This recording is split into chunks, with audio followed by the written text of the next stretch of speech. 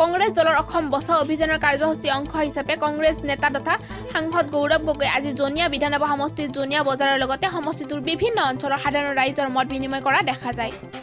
বিজেপিৰ পৰিৱৰ্তন শ্লোগানৰ পৰা ৰাইজে পৰিত্ৰাণ পাবলৈ পুনৰ কংগ্ৰেছ দলৰ চৰকাৰ বিচাৰে বুলি কয় সাংসদগৰাকীয়ে। অসম বচাও অভিযান কোন ভাষা বুলি মন্ত্ৰী ডক্টৰ হিমন্ত বিশ্ব শৰ্মাই সমালোচনা কৰাক লৈ গৌৰৱ গগৈয়ে প্ৰতিক্ৰিয়া ব্যক্ত কৰি কয় যে মন্ত্ৰী শৰ্মাই কোনো ভাষাবিদ নহয়, তেওঁ মুখ্যমন্ত্ৰী হ'ব নোৱাৰা হতাশাত ভুগিছে বুলি কটাক্ষ কৰে সাংসদ গৌৰৱ গগৈয়ে। জনিয়া বজাৰৰ একাংশ দোকানীৰ লগত মত বিনিময় কৰাৰ লগতে জনিয়া বজাৰৰ জিলেপিৰ সোৱাদ লয় সাংসদ গৌৰৱ গগৈয়ে। এই সময়ত বিজেপি চৰকাৰে আজি অৰুণোদয় আঁচনিৰ জৰিয়তে কেলেংকাৰী সৃষ্টি কৰি দুখীয়া ৰাইজৰ পৰা পইচা তুলিছে। প্ৰত্যেক চৰকাৰী আঁচনিত যদি নিজৰ নাম অন্তৰ্ভুক্ত কৰিবলৈ হয় তেতিয়া প্ৰথমে বিজেপি দলৰ পালি নেতাসকলক পইচা দিবলৈ হৈছে। চাৰিওফালে চিণ্ডিকেট, চাৰিওফালে কেলেংকাৰী, আৰু প্ৰত্যেক কেলেংকাৰীত বিজেপি দলৰ পালি নেতা জড়িত হৈছে।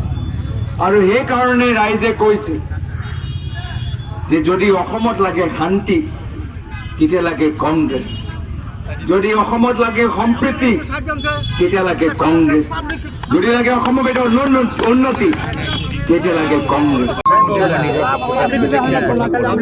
মূল্য বৃদ্ধি, নিবনুৱা সমস্যা, কেলেংকাৰী, উচ্চ শিক্ষাত কোনো ধৰণৰ পৰিৱৰ্তন হোৱা নাই।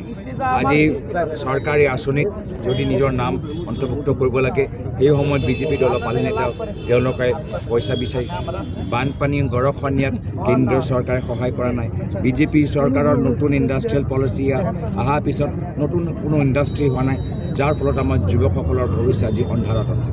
যদি হিমন্ত বিশ্ব শৰ্মা ডাঙৰীয়া অসমীয়া ভাষালৈ ইমানেই চিন্তিত তেতিয়া কা বিৰোধিতা কিয় নকৰে? আজি কা আমাৰ অসমীয়া ভাষাত আজি সংকটত যে পেলাইছে সেই ক্ষেত্ৰত অসমীয়া ৰাইজৰ লগত হিমন্ত বিশ্ব শৰ্মা ডাঙৰীয়া কিয় নাই? হিমন্ত বিশ্ব শৰ্মা ডাঙৰীয়া আৰু মুখ্যমন্ত্ৰী সৰ্বানন্দ সোণোৱাল ডাঙৰীয়াৰ চৰকাৰৰ দিনত আজি 5জন যুৱক কিয় শ্বহীদ হ'ল? এই অসমীয়া যুৱক নহয় নেকি?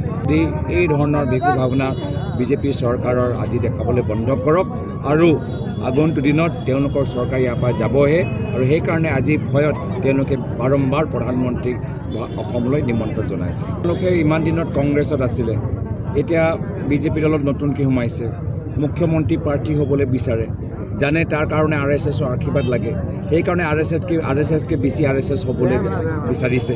তথাপিও তেওঁ সপোনটো কেতিয়াও বাস্তৱ নহয়।